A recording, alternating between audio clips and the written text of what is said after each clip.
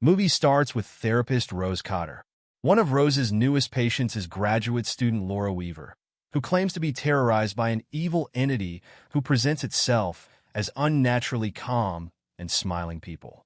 Rose suspects that Laura simply had a psychiatric break after traumatically witnessing her professor's death. Unfortunately, Laura's mental condition worsens, and she proves herself as being possessed by the evil entity, wanting her to calmly smile as she dies in front of Rose. Rose is horrified and traumatized by the incident and soon begins experiencing the same things Laura described, seeing various people in her life smiling at her with an unnatural creepiness. While investigating Laura's professor, Rose discovers that before his death, he too claimed to be plagued with similar visions after witnessing a traumatic killing.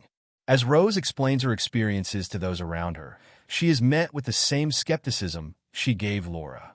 Her boss, Dr. Morgan Desai, forces her to take a temporary leave of absence out of concern for her mental health.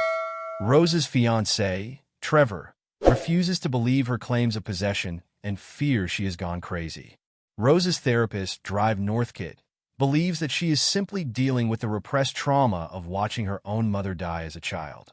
And even Rose's sister, Holly, believes that Rose is simply suffering from the same mental illness that plagued their abusive mother. Feeling completely alone and scared, Rose turns to her ex-boyfriend Joel for help.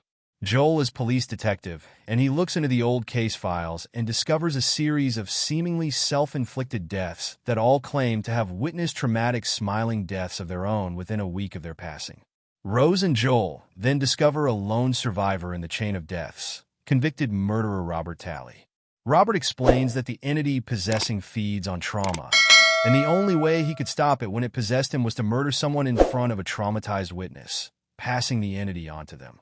Rose initially rejects this idea, but following more horrifying hallucinations, she considers murdering one of her patients in front of Dr. Desai, not wanting to kill someone to save herself, but also not wanting to pass on the entity to another victim. Rose decides to retreat to her childhood home to die alone, forcing the trauma to die with her. As Rose is confronted by more hallucinations, she is forced to come to terms with her decision to allow her abusive mother to overdose without calling for help. When Joel realizes Rose's plan to die alone, he races to the house to try to stop her. Unfortunately, Joel is too late, as the true form of the entity, a smiling monstrous creature, fully possesses Rose and forces her to set herself on fire in front of Joel, passing the curse on to him. So the video ends here. See you in other video. Bye-bye.